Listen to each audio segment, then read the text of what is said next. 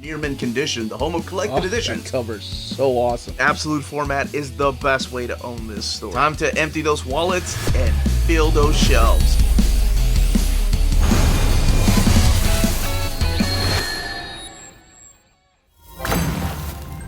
It is Tuesday, all you minties. That means it's time to take a look at all of the books that came in this week from Marvel Comics, as well as collected editions that came out last week. So we're looking at the week of September 2nd and September 7th, or I guess 3rd or 8th, depending on where you get your books. So let's go ahead and get started.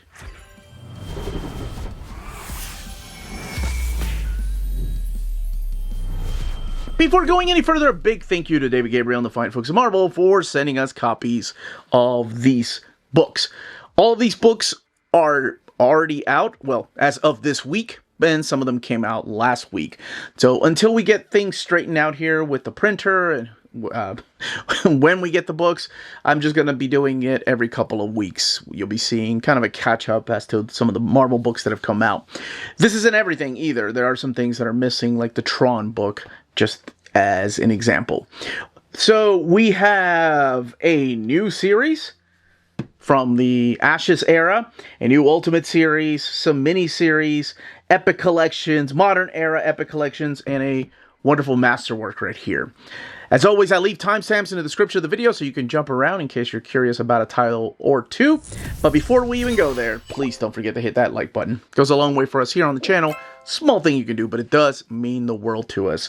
All right, let's start this week with something a little magical. Boy, that was cheesy. Very, very dad jokey. Promise, only dad joke I will use during this segment. All right, let's start with Magik. Magik, Volume 1, Unleashed. Now, this is an ongoing series. As of this video, I'm not really sure how many issues it is, but this is collecting the first 5 issues of Magik. This is written by Ashley Allen, and Herman Peralta is the artist, Arthur Hesley is the colorist, Ariana Mayer is your letterer. And this is from the Ashes era, so it is the stuff that takes place after Krakoa. And I've already said it's collecting the first 5 issues of the 2025 series. The book has 120 pages and retails for $17.99. This is one of the books that comes out this week. This is focusing primarily on Ilyana Rasputin.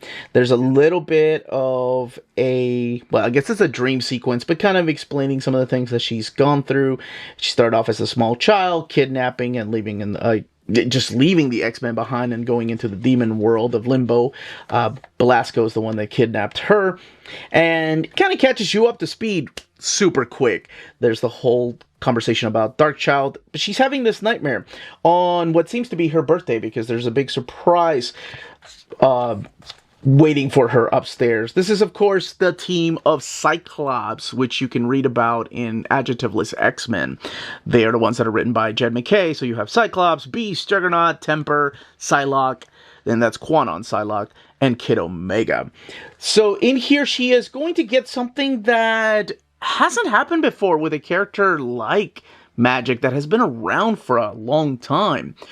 She's going to get a apprentice, and that is this mysterious kid that she meets, making his first appearance here, and his name is Cal. And Cal will go on this journey, all 5 issues and probably more whenever the rest are collected, of her with her and helping out, trying to defeat these demons. So there are demons in here that are going after mutants, and there's also another demon that is mentioned later on. But what is happening is that the characters of Cal Isaacs and the Agnes Isaacs, his mom, they're part of this order called the Society of the Eternal Dawn, and they're trying to keep things from happening. They're trying to keep demons from coming here and taking over. So that's why she decides to take Cal on as an apprentice. And he has his own powerful secrets. And the big part of this story is basically just keeping Darkchild at bay. Darkchild, of course, is this other part of Magik that, because she lived in limbo for so long, that it has kind of become a part of her. We've seen it in the Inferno saga. We've seen it when she returned in the pages of New X-Men, the ones that were drawn by, of course, Scotty Young. But we've seen this big side of her that has kind of taken over her in the past. So that's why I think these issues are very unique in that way, that we're talking about somebody that is dealing with this, I guess, the identity of being Magik and then that of Darkchild. The other important thing to keep in mind is that this is a kid that had to grow up quick, because time, of course, is different down there in limbo. So she aged up really quick. So at times, it almost reminds you that she's still a child. Now, we do have her arch nemesis through here, so it's not somebody that is just trying to manipulate her as Darkchild. It is Liminal. Liminal is this demon that is trying to take over, and that's what the forces of Agnes and Callan were trying to stop at the very beginning in the first issue. But he is this lead, kind of like the leader of this demon horde. It's this guy right here. Kind of looks a little bit like Daniel from The Dreaming. So he's seeking out mutants to use in his domain. Kind of like the way that Magik was used by Belasco. And yes, you get appearances in here from her friends, like Danny Moonstar right there. But that's what this is. That's what the premise of this is. Let's look in the back here, because there's tons of variant covers. And most of these are in thumbnail size. Some of them are, wow, that is a beautiful cover. Some of them are on the opposite side of the standard edition cover. That is gorgeous. And then Peach Momoko covers, showcasing some of the demons here. And also available, the different From the Ashes books. And of course, X-Men, which she's a part of. And that is Magik Unleashed. Daredevil, Unleash Hell. This is very unique that they're doing this. There are 2 books this week that they're doing this with. This is a red band book. And if you look in the back, it's got explicit content, so some mature rating. It's basically due to the violence, not really the language. As a matter of fact, I find it interesting that we don't censor the violence in the red band books, but the language is still a little bit censored. And I'll show you a couple of instances where it does that. Erica Schultz is the writer. So she's the one that's been writing Daredevil, this particular Daredevil, which is, of course, Elektra Nachios. And then you have the pencilers. You have 3 pencilers for this 5-issue miniseries. Valentina Pinti, Jose Luis Suarez, Sergio Davila. And then you have inkers in here like Jonas Trindade. And colorist D. Cunefi and Corey Petit and Clayton Cowles are your letters. So this does collect the 5-issue miniseries, Unleash Hell, the red band edition. I don't think there was a regular edition, but I could be wrong. Let me know in the comments down below. 120 pages, $17.99. From the cover, you can probably tell that this is going to tie it in with a character that appeared during Charles Soule's run, and that is Muse. But how can a character like Muse come back? Well, it's comic books, that's how. But I'm not going to tell you exactly how a character like Muse comes back, or even if Muse comes back, and maybe it's just a kid Muse. You can find out for yourself. This is basically Elektra that is having to fight with her inner demons. The very beginning, you have her in Hell's Kitchen. She's stopping these people from cooking, of course, some kind of new drug that's going to go out in the streets and poison people. But there are other people in here that play an important part in the story. And that is Morgan right here. And Fabiano, who is, I guess both of them are artists. And they're the ones that play an important part through this story. But like I said, it's not really a Muse story. It's more of an inner conflict that's happening between Elektra and, you guessed it, Hell Elektra. Hells yes. We've had a Helverine, and now we're getting a Hell Elektra. And Ghost Rider also playing a part in this. I'm sure you could probably tell by the cover. That's what this is. It is Elektra Nachios dealing with her inner turmoil, and lots of violence in here. People getting stabbed, ripped apart, dismembered, and then this huge fight that takes place when hell is unleashed, and that is between Elektra and Hellectra. I do like the fact, at least the irony, that she's not even calling herself Elektra during this era. She's still Daredevil. And in the back, you can find some of the variant covers, including this one right here, which is the Hidden Gem one, which is a rare case where Al Williamson was inking Joe Quesada. Absolutely stunning and beautiful. And then some in thumbnail size and some in full splash page. Wow, Ivan Talaveras, that one's gorgeous. The book has 120 pages and retails for $17.99. Blade, Prodigal Son, and one thing to note, Marvel Red Band, explicit content. And that's basically what it is, really. The Red Band is there to let you know that it's got explicit content when it comes to the violence of the book. And this takes place in the aftermath of Blood Hunt. Do you need to have read Blood Hunt to understand what's happening here? No, not at all, but this will spoil what was happening in Blood Hunt and will give away something big that happened in Blood Hunt. So just keep that in mind. This is written like a brand new start for the character. Brian Hill continuing writing these little miniseries about the character of Eric Brooks. And Cia Fila, Federica Mancin are your artists. Java Tartaglia is your colorist with Matt Milla. Clayton Cowles and Corey Petit are your letters. And this book collects the 5-issue miniseries, Prodigal Son, and also has 120 pages and retails for $17.99. So we do find the character of Eric Brooks out in Southeast Asia in a point in his life when he's trying to find himself, when he's trying to keep the demons at bay. It is so, I guess it's coincidental that we've had 3 books in a row I've talked about these characters just trying to find themselves. And none of them have anything to do with each other at all. I don't think the creators, it's not even the same editors working on the books. It's just that we are finding this point in their lives when these characters have come to almost like a crossroad. Like, what am I going to do with myself? Eric is a little bit different because of everything that happened in the pages of Blood Hunt. He really does feel disconnected from everything, from humanity, from vampires, of course, because he's a daywalker, so he's always felt disconnected. But at one point, he really did have a hold of it. He really had a society of vampires, and now perhaps it's all gone. That is the basic introduction to this, so it's a really good reintroduction to the character of Eric. You don't really need to have known anything before this, but the setup is coming when we are introduced to, or he hears tell of someone named Pontius Van Helsing.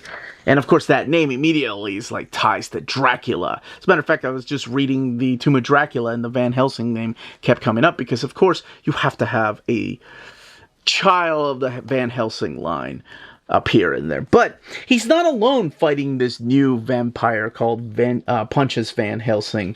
He's going to have help.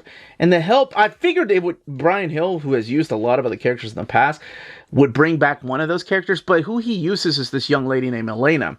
And Elena has this like cybernetic arm, she's a demon hunter, and a bit of a badass herself. Which, funny enough, I feel like Blade has a lot of those kind of characters as part of his supporting cast throughout the years. Just some young lady with like badass, not mechanical arm, but just there's a badass side to her. And that's what this is. Now, if you're thinking, wait a second, what about the Varney? What is that? What's going on with that? Well, they do talk about that. But this is basically trying to stop Pontius Van Helsing and perhaps trying to work with the spell guard, like characters like Damien that come to try to get his help. And Red Band, meaning there's lots of violence in here. But again, the language is censored, which interesting. But maybe like a PG-13 type of rating. And this is the design of Pontius Van Helsing. It did surprise me where it went, though. And then there's other Blade stories from Brian Hill. And then in the back, you do have the variant covers, some in splash pages, some in thumbnail size. And that is Blade, Prodigal Son, the Red Band edition. Ultimate Wolverine Volume 1, The Winter Soldier. Boy, what?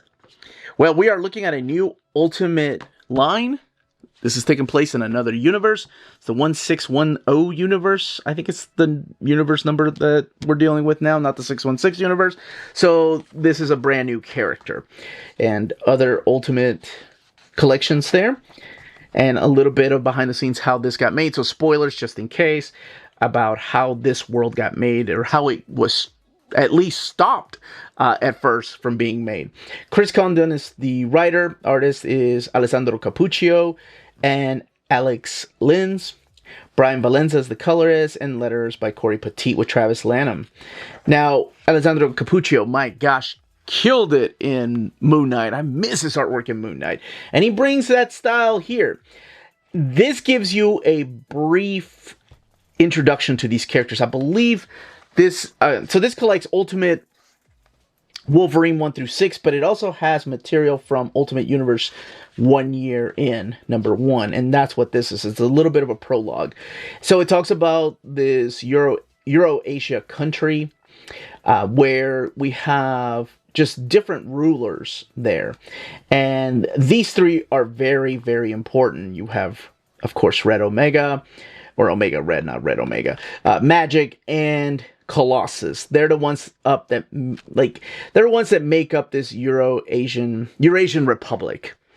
And there is an underground group of people that are trying to stop them. And these people that I'm talking about are all mutants. But they have developed, or not them really, it's truly the work of Dr. Alonia, what is her name? Prostovic. That lady right there. She has developed a weapon that will help the Directorate X, that's what they're known as, destroy their enemies. So that's what this is. It's about an assassin, the perfect weapon that they have dubbed the Winter Soldier, to go into enemy territory or to stop enemies from coming in and trying to take over. So it's kind of like their own mutant nation. And it feels so different than the Ultimate X-Men. For example, Ultimate X-Men, it feels like it's a small little corner over here of the mutant kingdom. Some of those kids aren't even mutants. And over here is where we have a nation that's led by mutants, protected by mutants, has a mutant assassin, and then the people, the revolution that's standing up against them are nothing but mutants. So you have Nightcrawler and, of course, Raven right here. And I will say that in the first few issues, there is no, dialogue from the character of Winter Soldier. And I'll let you find out if there's any in flashbacks, and who is he? Why do they keep calling him Winter Soldier? Is he really Logan? Is he Ultimate Logan or Ultimate Wolverine, or is he Ultimate Bucky? Well, you can find out for yourself. I'll leave one more thing here, and that is the Maker. This is how the Maker stops things from happening. He knows that this right here is the professor, the guy that made the Weapon X project. So 30 years ago, he killed the professor and burned down the weapon, or what would become the Weapon X project. That's how he stops superheroes from showing up. However, because life finds a way, Jurassic Park, mutants are here with superheroes. So now we have superheroes and supervillains in this world that the Maker did not want to happen. Other mutants show up through here. At the end of each issue, you'll have a prayer. You'll have classified information about some of the characters, and getting to know a little bit more about these villains, supporting cast, and also this revolution that's taken place.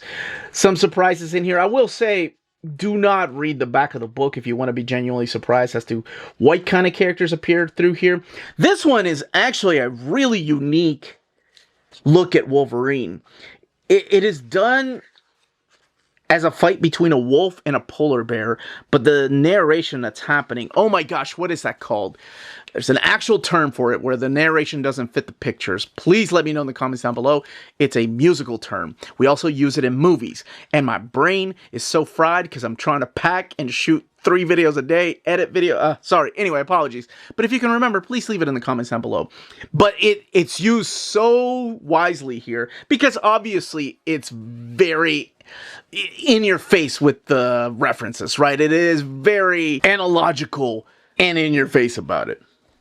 But I dug this issue. And then you can find out what the other issues are about with the different artists. In the back, we do have some variant covers. homage covers here, like this one's after Weapon X from Barry Windsor Smith. Steve Scrooge. For some reason, I thought that was Nick Bradshaw. I really dig his costume. I like his mask, too. And are these Ultimate Special variants, connecting covers, and then the back here. The book, again, has a total of 160 pages, retailing for $19.99, collecting the first 6 issues of Ultimate Wolverine. Welcome to the part of the video where we look at the spines of the books that came out these last couple of weeks. Also, a small reminder to hit that like button, please. It goes a long way for us here on the channel. Okay, let's continue the overview. Spider-Man Deadpool Modern Era Epic Collection Volume 3, Road Trip. This should be the last volume because I think, yeah, Spider-Man Deadpool only went up to issue 50. And collected in here is Spider-Man Deadpool 33 to 50. The book has a total of 416 pages and retails for $49.99. Robbie Thompson is your writer for the entirety of the book. You have Matt Horak, you've got Jim Toe doing a lot of the pencils in here. Inks by people like Scott Hanna and Scott Flaviano and Cam Smith, just to name a few. Colorists like Brian Reber, Ian Herring, and Andrew Crossley, Jim Campbell, and then your letter, Joe Sabino and Joe Caramagna.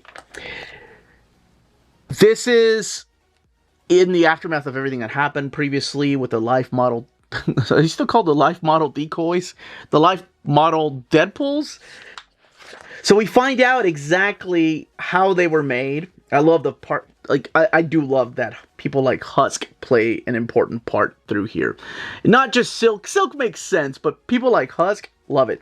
We still have Old Man Deadpool here. We've got Old Man Parker with the character of Deadpool in the future. But this is where the life model decoys storyline kind of wraps up when we start this new story with Master Matrix. Master Matrix was a creation by someone really close to either Deadpool or Wolverine. I don't want to give it away because it does have ties to, not Deadpool or Wolverine, Deadpool or Spider-Man, but I don't want to give away who it has ties to because it has something important to do with their past. But it's kind of a journey with them as Master Matrix's stepdad. In here, you're going to see them travel the Savage Land and travel other parts of the Marvel Universe. But again, having ties closely to that Silver Age or Silver Age stories. You do have Silk and Mockingbird playing an important part in here. As well as other characters. And I love the supporting cast that were in this book. But you'll see some time travel, some dimension hopping, and some stupid, ridiculous life model decoys in that first storyline. That nice homage cover right here to the Marvel fanfare. When this becomes a fun book for me is after the Master Matrix storyline that takes them everywhere across the Savage Land. Road Trip happens. And the road trip is with the Spider/Deadpool buggy. It's so fun. It's just these two people. I think it was compared to if you like Tommy Boy, the movie, which I love Chris Farley and David Spade when they work together. That's what this feels like. It is Spider-Man and Deadpool on this journey across America, discovering their country, meaning really stopping bad guys or sometimes stopping good guys, and getting to know themselves. So you'll have some new villains that will end up in the negative zone here. So Blastar gets involved, as well as other new characters. And that all leads into this huge storyline that has a ridiculous name. Oh my gosh. Let me see if I can find the actual cover. Let's see. I think it's in this previous issue right here. Yes. The Infinite House of Civil Yet Secret Crisis War Invasion. Yes, of course, it's obviously in your face about making fun or poking fun of all these crossovers. I do love the fact that they stayed with war in there because I think with comic books from Marvel and the Distinguished Competition or even toys, if you put the war name on there, it'll sell better. That's why we've had things like Sinestro Corps War, not just Sinestro Corps. That's why we had Secret Wars. That was actually suggested by Mattel, the toy company that they teamed up with to do the Secret Wars toys, that if you put the war name on there, it usually sells better. So remember that the next time you're looking at a crossover from either Marvel, DC, or even toys or, I guess, video games. But it all comes to an end with this, because in this, there is a character that can take care of the breaking of the fourth wall, is restoring the fourth wall in a very dark side, New Gods type of way. And Deadpool and Spider-Man have to confront this new villain with this kind of power. That's what this is. That's what this grand finale is. And then let's look at the extras here in the back. So we do have the afterwords by the editor Nick Lowe and Robbie Thompson. And then we have some original artwork too from Jim Toe. These are pencils and inks, Matt Horak's cover. And internal artwork there by Matt Horak and Jim Toe.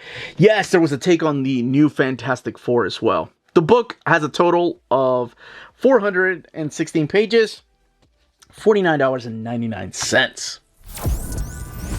Micronauts Epic Collection Volume 2. I'm sorry, Micronauts, the original Marvel Years Epic Collection Volume 2. Home Sweet Homeworld. So we are back with the Micronauts. This is collecting issues 21 through 35, annual number 2, and material from Marvel Preview 4 and 7. The book has 464 pages and retails for $49.99. And this is the previous one right here. Bill Mantlo with Pat Broderick actually writing some of the story in here. Pat Broderick taking over as the main artist. Val Mayrick, Steve Ditko, Ed Hannigan as some of your pencilers with Keith Giffen and Rich Buckler. Inkers and finishers like Danny Bulatandi and P. Craig Russell and Rick Bryant. Letterers like Joe Rosen and Mark Rogan. Colorists like Bob Sharon and Don Warfield, just to name a few. I still love the map of the Homeworld right here. Although, because it's an epic collection, there's a little bit of gutter loss whenever you're looking at the Microverse map. So this is Captain Ron and Marie right here. This focuses on them, and they're fighting the evils of Plant Man because they're still stuck on our Earth. Still micro size.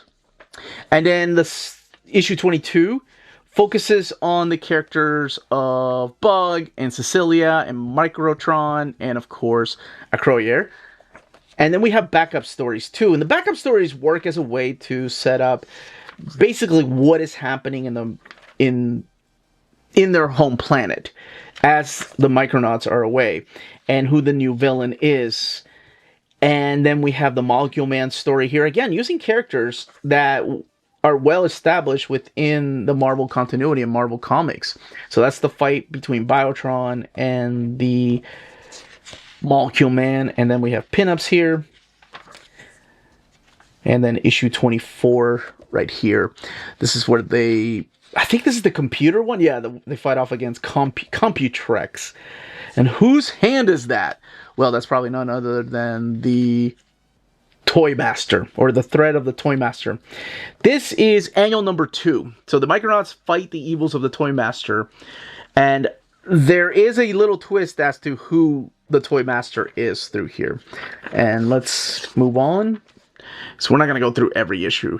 And this is the S.H.I.E.L.D. story. So they were very, very, heavy into the Marvel Universe. Unlike ROM, who kind of stayed away for a while, the Micronauts would play a big part in the Marvel Universe. I say that, and then ROM would do things with, I guess, Power Man and Iron Fist, and also the X-Men and the Incredible Hulk. But it did feel like from issue after issue, the Micronauts were fighting against some well-established Marvel characters. I say that and I flip to the page of Ron fighting Garza right here. And he's got the freaking power of the Enigma Force. And, oh man, we do have some character deaths throughout this volume too. So if you haven't read it, do be prepared for that, because that happens from time to time. Especially in the pages of the Micronauts, you never know who's safe and who actually can make it out to the next volume. And this is finally, we're getting to another area. This is Oceania. Oceania? Is that what it's called? Oceania. Oceania. Oceania. Whatever. The water planet. Yes, the Ron and Marionette. They end up getting swallowed by this big creature like a Leviathan. And then we get to some Doctor Strange action here. And Bug will play a big part in the later story here. He has his own solo story. And he was actually found in the pages of Spider-Man and Deadpool. I love when Akroyer takes his helmet off. I know some people really just like him with his helmet on, but I dig him without his helmet. He just looks completely badass with just his sword. So this is where the characters are getting separated. We've got a new character, Feroid, and then Doctor Strange playing a part in here. Oh, that's right. This is on Tropica, and it's Devil and Fireflight end up joining him. And that means that they will end up joining the Micronauts. It's one of those books I just read in omnibus format, so a lot of it is coming back to me. The origin of the Microverse here with issue number 35. So this is really the origin of the Microverse, how it was created, and what about those the keys that the Micronauts have had, and what does it mean to revive the Enigma Force, and who will be using that Enigma Force? How will it all happen? And then we have this right here, which is all part of that Marvel preview. All of it in black and white and drawn by Ed Hannigan and P. Craig Russell. And, of course, Bill Mantlo writing these stories right here. I do love the fact that they limit themselves. I don't think they ever did a continuation of these stories, though. And the extras, like the house ads in original art back here. And the color guide by Bob Sharon, and the Marvel preview here. Original art. And again, this book has a total of 464 pages, retailing for $49.99. Daredevil Epic Collection. To Dare the Devil, we are looking at volume 8 of the Daredevil Epics. This is collecting issues 155 to 176, material from Bizarre Adventures 28, and What If number 28. This book has 496 pages and retails for $54.99. It's the Roger McKenzie issues towards the beginning, Frank Robbins and Frank Springer. You can definitely tell that is the Frank Robbins artwork right here. And then we have Gene Colan actually doing some of, I think, the first couple of issues with a team up with Black Widow. So what we are looking at is going to be, Mr. Fear right here, the beginning of the Frank Miller era. So we know Frank Miller comes in with issue 158, so it'll be the very next issue. The Anti-Man come back. Gene Colan wrapping up those issues. So came back to Daredevil. And then we get issue 158. Newcomer, lanky Frank Miller. Roger McKenzie writing it, and then inks by Klaus Janson. Now, this is before Frank Miller was writing the stories. This is just him drawing these particular issues. You can tell as soon as he starts writing the stories what ends up happening. So we've got the Marked for Death storyline where Black Widow bounces back into Daredevil's life. We saw her a little bit earlier as he takes on the Deathstalker. And then Bullseye. There's that huge fight with Bullseye at the amusement park. That's one of the most well choreographed and just amazing fights in any comic books. This one right here. And that roller coaster fight. I just freaking love it. And something you probably noticed in case you watch my video with the Omnibus edition. Yes, this has gone back to the original colors. They're not using the new colors for this. So by the time that Frank Miller starts writing the story... also important to note, I forgot, how dare I... we have a fill-in story here by none other than Steve Ditko. Michael Fleischer is the writer on this. This is the one that was left out of the omnibus because did not have Frank Miller in there.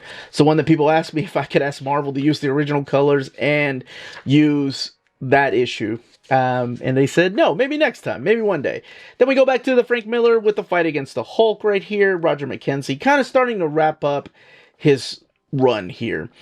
Because by now, Frank Miller had taken an interest in writing the story. Klaus Janson, again, the big underdog of this era, because when people think of Frank Miller's run on Daredevil, they think of Frank Miller's run on Daredevil. But no, it's just so much more than that. So in here, you'll see him fighting Dr. Octopus. Still Black Widow playing a big part in this. And then when Black Widow finds out that he's in love with, what's her name, Heather, she kind of ends up leaving New York all heartbroken because drama, man, that's all it is. Comic books are nothing but a big soap opera, and we love it. Issue, what is it, the 167? I think it's focused on Foggy more than it is on Matt. It's about him about to get married. And then, no, that was 166, and then 167 is him going up against the Mauler, which takes us to 168. As soon as Frank Miller is writing these stories, Daredevil just happens to run into an old college lover named Elektra. This college sweetheart is now a mercenary and will play a huge part in the life of Daredevil. Another thing that Frank Miller did immediately is give him an arch nemesis besides Bullseye, and that is somebody huge, the Kingpin. So yeah, Frank Miller established a lot of things that we just take for granted. Like we think, oh, immediately, yeah, of course, the Kingpin was always Daredevil's villain. That didn't really happen until Frank Miller took over the book. But it's happening here. Yeah, you'll see this love start to re-blossom again. You'll see him fighting Bullseye. You'll see him do this big gang war. Or it's called Gangs War. 'S. And we'll go toe-to-toe with the Kingpin. And this is another one that's all this, of course. Sometimes, I think by now, sometimes Klaus Janson is actually doing the finishes, not just doing the inks. Like Frank Miller is actually doing the breakdown sometimes. I've always loved this cover, and this beginning right here is absolutely stunning. Yeah, so the story art is by Frank Miller. The finished art is by Klaus Janson. So he's doing a little more than just the inks and embellishment. He's actually finishing the art. And then you have the What If story back here too. This is my book. This is my pick of the week. This gets the seal of approval. It is the Frank Miller run on Daredevil with its original colors, with issue 162 left in here. You'll see the transition going from Roger McKenzie's storytelling. Even when Frank Miller starts drawing the issues, you can see a change. And it just becomes its own beast. Especially when he's writing and drawing it. There's no going back. By issue 168...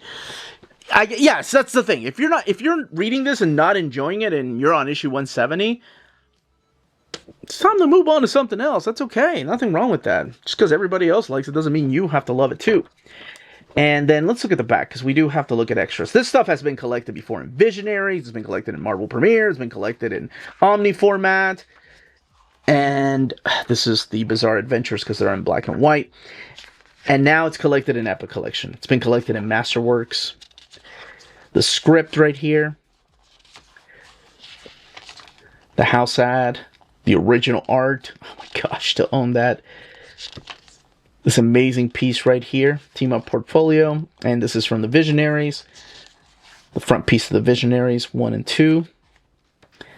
And then Amazing Heroes, 496 pages, $54.99. Last, but certainly not least, is the Marvel Masterworks Marvel 2-in-1 Volume 8. We are continuing the journey of The Thing. Tom DeFalco, David Anthony Kraft, or as they called him, Doc. It's a beautiful introduction here, by the way, from Jim Salkrup. And then you have Ron Wilson, Alan Cooperberg doing the pencils, Chick Stone, Jim Mooney, some of the inkers, Joe Rosen, Jim Novak, some of the letters, colorists, George Rousseau's, and Christy Shilley and Don Warfield.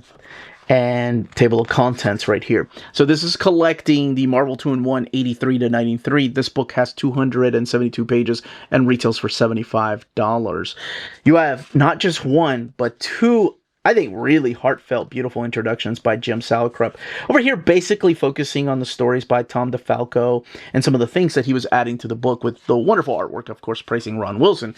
And then over here, praising his buddy Dak and how close they were and how they would work together so well. And just some of the stories that you'll find in here. And actually talking about where is it? Comic Book Historians presents David Anthony Kraft, Mad Genius Comics journalist.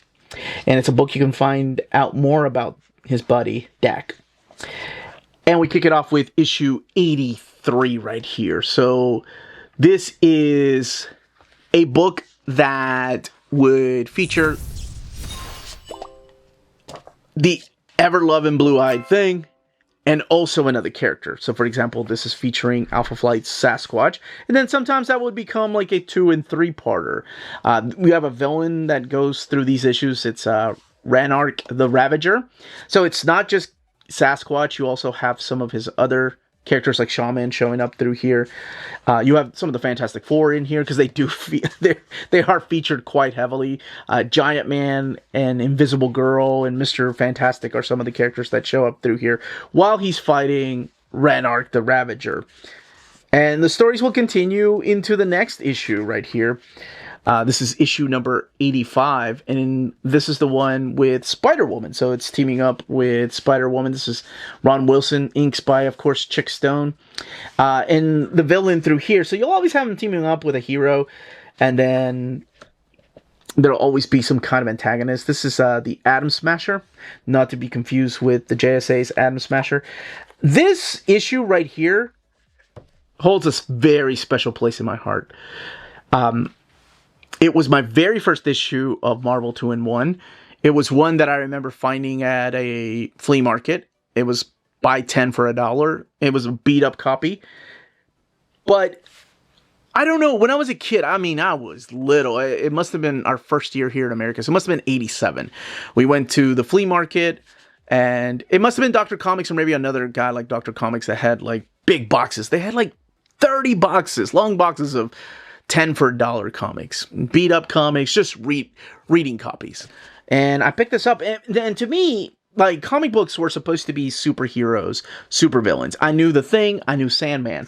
So I'm like, why are they grabbing a beer? So it's a very near and dear to me story. There really isn't a villain, and this is one of the rare few Marvel 2-in-1s that has 2 stories in one. But it starts off with The Thing, of course, Mr. Fantastic asking him to do some heavy lifting, and then it cuts back to what happened to Sandman and Hydro Man, how they combined, all of it happening in Amazing Spider-Man 217, and then how they eventually came back, because villains don't stay dead.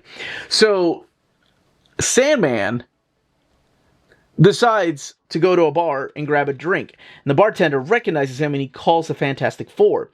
And I love the way The Thing picks up the phone too. This is the ever-loving, blue-eyed idol of millions speaking. World saved while you wait. I love that. It's a hell of a way to pick up the phone. So he goes to the bar expecting a fight. But Sandman doesn't want to fight. He's just like tired of fighting, so they grab a drink and talk about old times.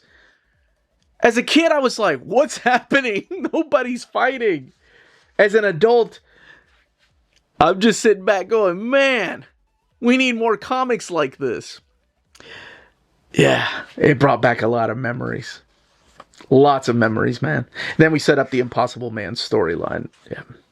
Big fan of that one. That one, I think that's why a lot of people, including myself, like, love collections like this. They are definitely a time machine. I can still feel like my cover falling apart every time I read it. But I didn't care. I didn't care about the grading. There was no CGC. I didn't care about flipping the book. To me, it was about reading the stories. To me, it was trying to figure out why these two people that are supposed to hate each other and fight aren't fighting. Instead, they're grabbing a beer. Is this one written by David Anthony Kraft? Yeah, he's a big fan of She-Hulk. Of course, he wrote her run at the beginning. Anyway, didn't mean to get all nostalgic with it, but, or maybe I did. I don't know. I'm feeling a little more nostalgic this time of year. This here has inks, let's see, by Jim Mooney. Alan Cooperberg is the artist on this, so we are looking at issue number 90. This one is The Eyes of the Sorcerer, and this one will be, what is the guy's name? Sardath? So this is guest starring Spider-Man, another character that had his own series. and his own team-up series, too. It wasn't Marvel 2-in-1. It was just called Marvel Team Up. So it was really cool to see him here. So this is Peter Parker and his date, Deborah. They go to a Renaissance fair. My kids and my wife just went to that. And then happened to run across Ben Grimm and Alicia Masters.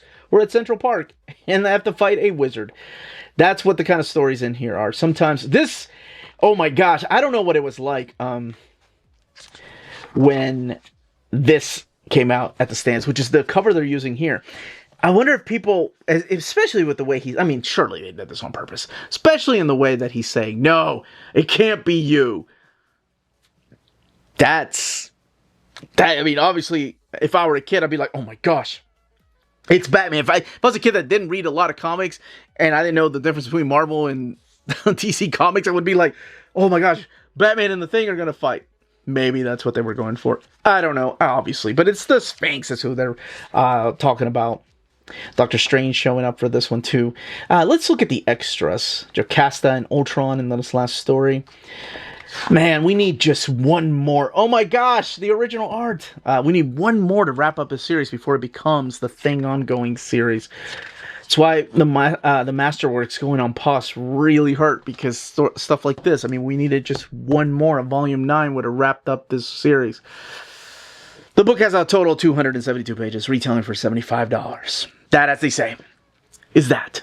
If you're interested in purchasing any of these books, don't forget to check out our sponsor, cheapgraphicnovels.com, your online home for graphic novels and collected editions up to 50% off cover price. They have excellent shipping and prompt and helpful service. Check out their bargain deals for up to 90% off cover price. And don't forget that CGN also takes pre-orders. That way you don't miss out on the hottest releases. And they are currently running a special promotion for you Minties. If you're a first-time customer, after receiving your order confirmation email, reply back to that email and let them know Near Mint Condition sent you their way. They will then apply a free shipping promotional credit to your next order in the US. Cheap Graphic Novels, your source for the hottest books with the kind of deep discount, quality shipping, and customer service that will keep you coming back for more. And that was the content and page count of these books. In the comments down below, let me know what you are picking up, what you've picked up in case you've already picked something up, or what you're hoping they continue.